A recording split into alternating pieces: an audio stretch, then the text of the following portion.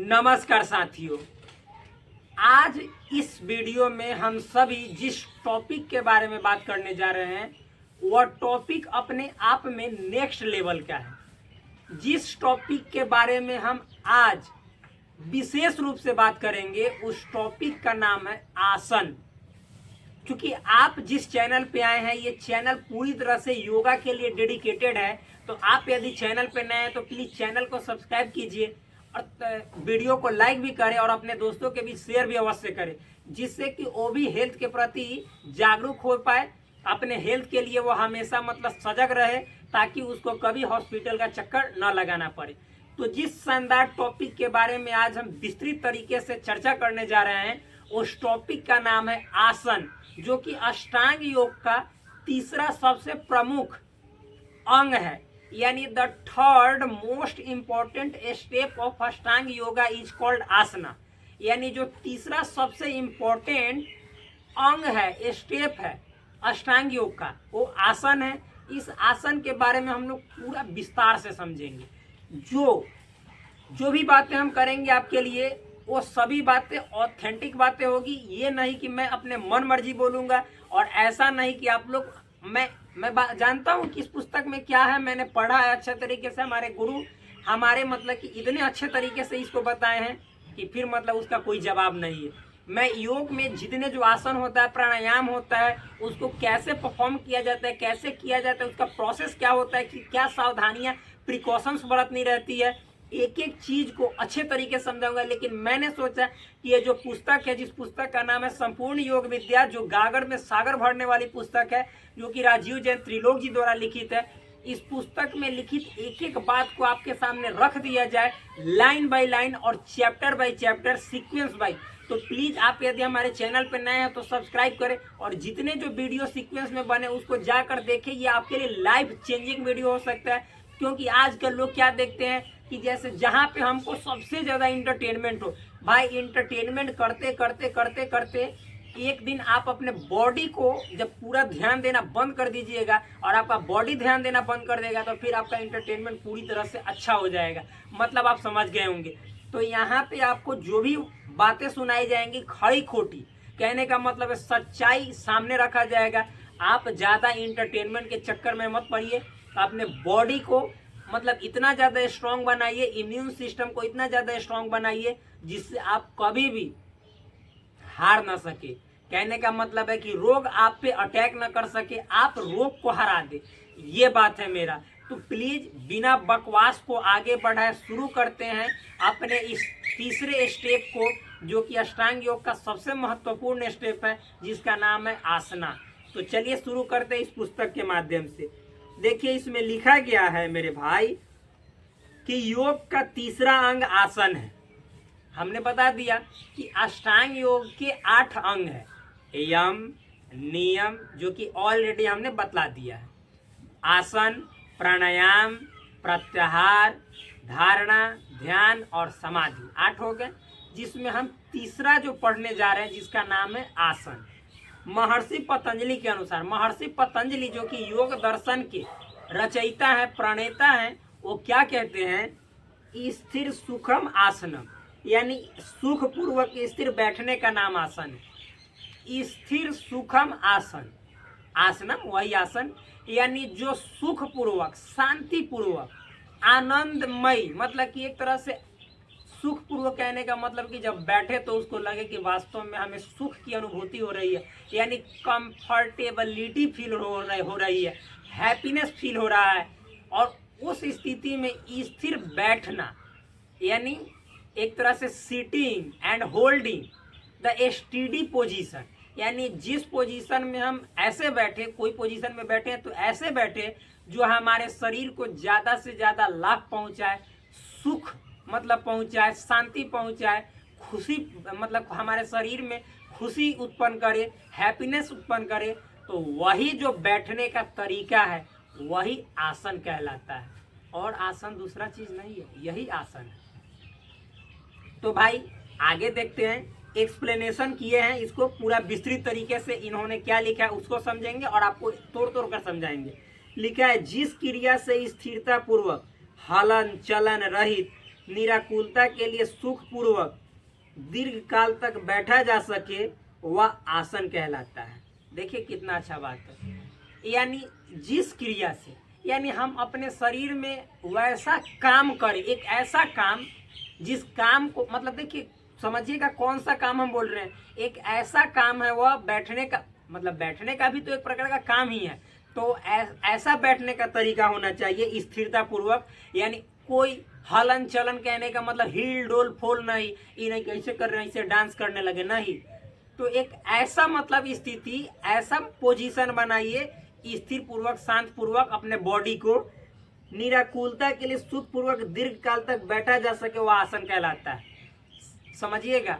और मतलब कि जैसे ना आपके अंदर जो भी व्याकुलता है उसको हटाने के लिए, मिटाने के लिए, उससे मुक्ति दिलाने के लिए, यानी जो आप व्याकुल होते रहते हो तो उस व्याकुलता को दूर करने के लिए, और मतलब कि साथ ही साथ मतलब सुखपूर्वक, यानी अपने शरीर में एक तरह से मतलब शांति उत्पन्न करते हुए, मतलब ऐसा बैठिए जैसे लगे कि हाँ हमको सुख की अनुभूति हो रही है, अब किसी प्रकार का टेंशन नहीं है। तो उस पोजीशन को होल्ड किए रहना, उस पोजीशन को दीर्घ काल तक, लिखा गया है कि दीर्घ काल तक बैठा जा सके वही आसन है। यानी दीर्घ काल तक, यानी long time, long period of time तक, कहने का मतलब आधा घंटा, 45 मिनट, 1 घंटा, जिस पोजीशन में, जैसे हम अभी जिस पोजीशन में हैं उस पोजीशन को कहते हैं पद्म आसन। यही पोजीशन हम होल्ड करके 1 घंटा आपके सामने ऐसे बैठे रहे शांति पूर्वक, और हम सुखपूर्वक, यानी लगे कि हाँ शांति, मतलब माइंड को रिलैक्स करके बैठे रहे और प्रकृति में जो भी चीज़ें हो रही है उसका आनंद ले। यही जो है आपका आसन है, यही पोजीशन, यही क्रिया आसन है। आगे देखिए, स्थिर और सुखपूर्वक शारीरिक स्थिति से मानसिक संतुलन आता है। जब आप स्थिर रूप से, यानी शांत तरीके से, और साथ ही साथ सुखपूर्वक, आनंद, मतलब आनंद पूर्वक जब हम किसी स्थिति में बैठे रहते हैं, किसी पोजीशन को होल्ड किए रहते हैं, तो उससे क्या होता है, मानसिक संतुलन, यानी जो मेंटली है हम लोग का, जो एक तरह से मेंटली स्ट्रांग होते हैं। संतुलन कहने का मतलब क्या, बैलेंस बनता है, यानी हम लोग मानसिक रूप से मजबूत बनते हैं, मानसिक संतुलन बढ़िया होता है, बढ़ता है, ये बात है। यानी हम मन पे अपने कंट्रोल करने लायक बन जाते हैं। आगे, मन की चंचलता रुकती है। वही बात है, जो मन की चंचलता, यानी मन पे हम लोग कंट्रोल करते हैं, मन इधर उधर चंचल तरीके से ये कर लो, वो कर लो, यहाँ चले जाओ, उसको मतलब देख लो थोड़ा सा कैसी है, तो ये सभी जो है दूर होती है और हम अपने मन पे कंट्रोलिंग करते हैं, उसके मास्टर बनने लगते हैं। आगे, योगी आसनों के अभ्यास से शरीर और मन पर विजय प्राप्त कर अपना जीवन धन्य कर लेता है।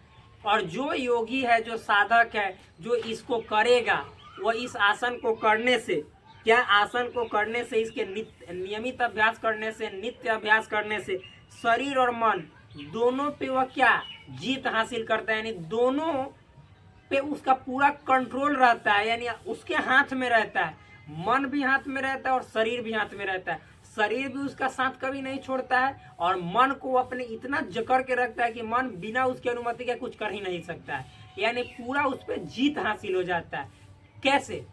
आप स्थिर पूर्वक, शांति पूर्वक, सुख पूर्वक आसन में, कोई भी आसन हो, उस आसन में आप 1 घंटा, जितना पहले सक्षम हो उतना ही देर तक बैठो, शांति पूर्वक बैठो, सुख पूर्वक बैठो, हैप्पीनेस अपने अंदर मतलब कि जैसे लाते रहो, इंजॉय करते रहो इस पोजीशन को।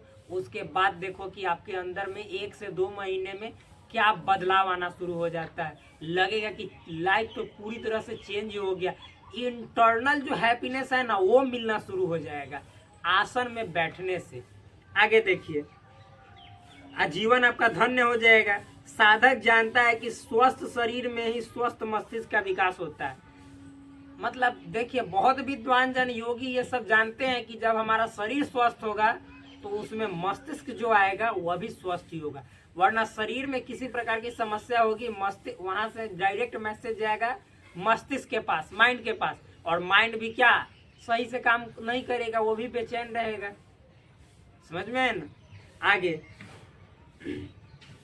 आसनों के निरंतर अभ्यास से शारीरिक असमर्थता और मानसिक बाधाओं से व्यक्ति स्वयं को मुक्त कर हल्का महसूस करता है। आज जो आसन का निरंतर अभ्यास करता है तो उसके शरीर में क्या एक मतलब सकारात्मक बदलाव आता है, पॉजिटिव मतलब चेंजिंग आता है, यानी असमर्थता जो वो इनकैपेबल था उसका बॉडी वह कैपेबल बनने लगता है, और मानसिक जो मतलब कि मेंटल प्रॉब्लम्स थे वो सब दूर होने लगते हैं। यही बात है। और मनुष्य स्वयं को अपना हल्का फील करता है, यानी काम महसूस करता है, शांत महसूस करता है, फ्री महसूस करता है। वो समझता है कि हमारा बॉडी फ्री है, यानी कोई प्रकार का उसके शरीर में किसी प्रकार की समस्या नहीं होती है। उसको लगता है हम हल्के हो गए, यानी अच्छा फील होता है इंटरनली जो है। उसको लगेगा कि बहुत अच्छा, शरीर में किसी प्रकार का दिक्कत ही नहीं होगा, आपको ऐसा महसूस होगा। आगे देखिए, फिर लिखा हुआ है साधक परमात्मा की प्राप्ति के लिए आकाश में नहीं देखता, पर्वतों की खाक नहीं छानता, वह तो अभ्यास के द्वारा क्रमशः अपने अंदर महसूस करता है।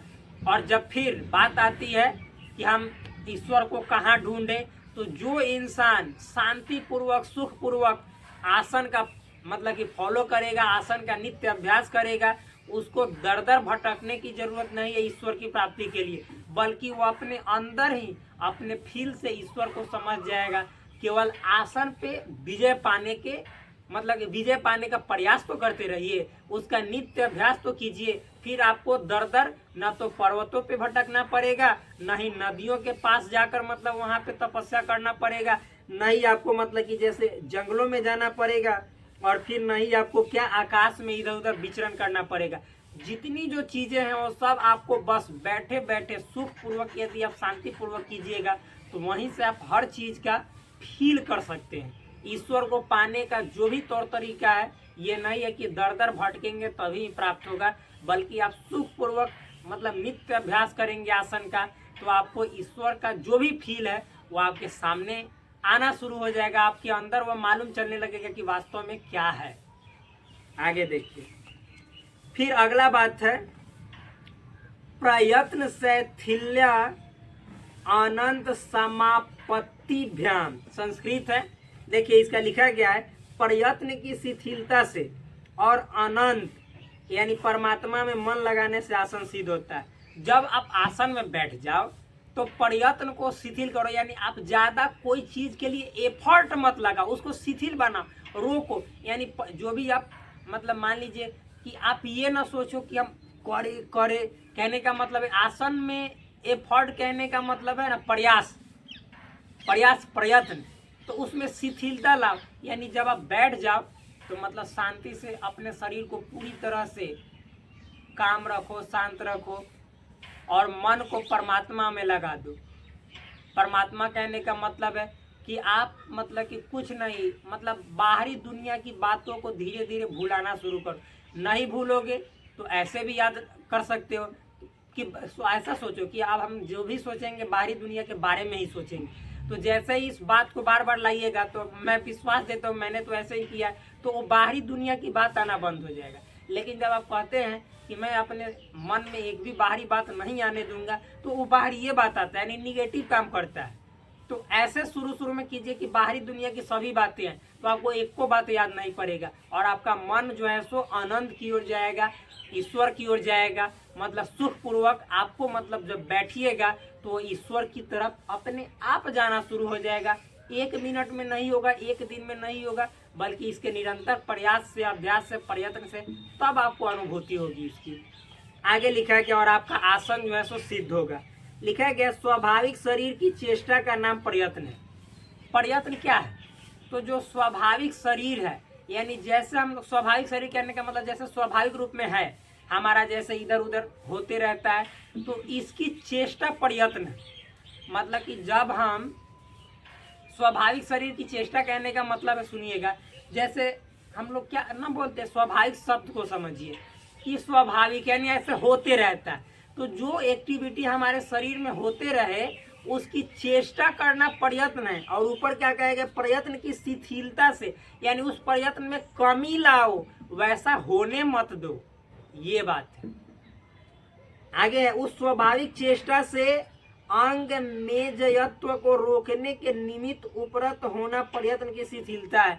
और उस पे मतलब कि एक तरह से धीरे धीरे काबू पाना, यानी उसको उस जो साधारण मतलब सामान्य जो स्वाभाविक प्रयत्न जो चेष्टा होता है उसको धीरे धीरे कम करना, रोकना ही प्रयत्न की शिथिलता है। यानी आप अपने शरीर को जो स्वाभाविक होता है उसको होने मत दो, उसको रोको, कम करो, यही प्रयत्न की शिथिलता है। यही मतलब कि प्रयत्न का शिथिलता मतलब उसको रिड्यूस करने का मतलब है, रिड्यूसिंग ऑफ एफर्ट है। प्रयत्न की शिथिलता का मतलब ये हुआ। आगे देखिए, इस प्रयत्न की शिथिलता से आसन सिद्ध होता है। और जब आप प्रयत्न में शिथिलता ला देंगे, यानी जो प्रयत्न यानी इधर उधर डिंग डोंग करने वाला, जो मान लीजिए बैठ गए, ऐसे हिल रहे हैं, ऐसे कर लिए, ये जैसे देखिए स्वाभाविक है, जो भी बैठता है ऐसे बैठता है, तो ऐसे नहीं बैठना, ये तो स्वाभाविक है। इसमें आपको शिथिलता लाना है, यानी इस एफर्ट को घटाना है जो हम ऐसे बैठे थे, और ऐसे आपको सुखपूर्वक शांतिपूर्वक इस पोजीशन में ऐसे करके बैठना है। ये प्रयत्न की शिथिलता है, यही है। तो इसको करने से आसन धीरे धीरे सिद्ध होने लगता है, यानी आपका जो आसन है उसमें परफेक्शन आने लगता है। आगे देखिए लिखा गया है, फिर साधक शरीर और मन की उपेक्षा नहीं करता और न ही उसको नष्ट करने की कोशिश करता है, वह उसे ज्ञान प्राप्ति का उपकरण मानता है। और जब आप धीरे धीरे आसन आपका सिद्ध होने लगेगा, तो जो योगी है, जो मतलब कि ये हम लोग जब करेंगे तो योगी ही कहेंगे, यानी जो मानव है जो करता है इस आसन को, तो उस मतलब करने वाला का जो शरीर है और मन, तो उसको उपेक्षा नहीं करता कि शरीर कुछ नहीं है, मन कुछ नहीं है, बल्कि उसी को वह मतलब टूल्स के रूप में, यानी मन और शरीर का इस्तेमाल करके ही वह क्या प्राप्त करता है, तो वह ज्ञान प्राप्त करता है। यानी जब शरीर रहबे नहीं करेगा, मन रहबे नहीं करेगा, तो फिर ज्ञान कहाँ से प्राप्त होगा। तो उसी को साधन स्वरूप मान लेता है, और जब स्थिति आसन में सिद्ध होने लगता है, तो उस स्थिति में ही, यानी सिद्ध होने वाला स्थिति में ही वह अपने शरीर और मन के ही सहायता से, उसके मतलब से बोले तो उसी को साधन मानकर और ज्ञान की प्राप्ति करता है। आगे है, ततो द्वंद्वान भी घातः। इसका मतलब क्या हुआ?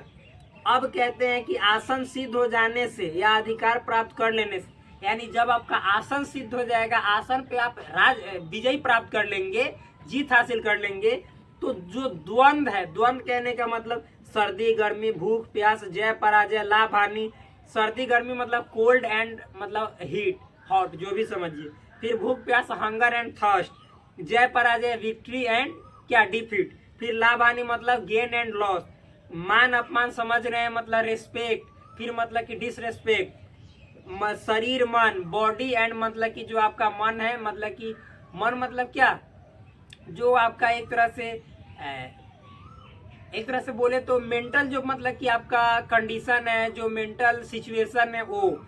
फिर उसके बाद इन सभी द्वंद मतलब ये जितना का जो द्वंद होता है, गर्मी सुख मतलब गर्मी सर्दी, सुख दुख, जय पराजय, इन सभी द्वंद्वों से, यानी जो आप द्वंद में गर्मी लग रहा है, फिर मतलब सर्दी लग रहा है, फिर मतलब हार गए, जीत गए, तो ये जो द्वंद वाली स्थिति है इसमें आप सम होने लगिएगा, यानी इससे आपको कोई फर्क नहीं पड़ेगा। आप दोनों स्थिति में बराबर रहिएगा, अपने आप को मतलब कि अच्छा बनाए रखिएगा, यानी परेशान न होइएगा, इसमें अच्छे तरीके से आप फैसला ले सकते हैं। तो भाई आज बस ये इतना ही तक है। फिर उसके बाद लिखा गया है, तब साधक योग मार्ग की चौथी सीढ़ी प्राणायाम तक पहुंचता है, यानी अब उतना ही तक है। उसके बाद जो चौथा सीढ़ी है, जो चौथा स्टेप है अष्टांग योग का, वो प्राणायाम है, वहां तक साधक पहुंचता है। तो फिर आपसे मिलते हैं कि नेक्स्ट वीडियो में, जो कि शानदार वीडियो होगा प्राणायाम के साथ। तब तक के लिए धन्यवाद, bye bye, take care, love you all. Please do subscribe this channel, like this video and also share with your friends. That's all, thank you.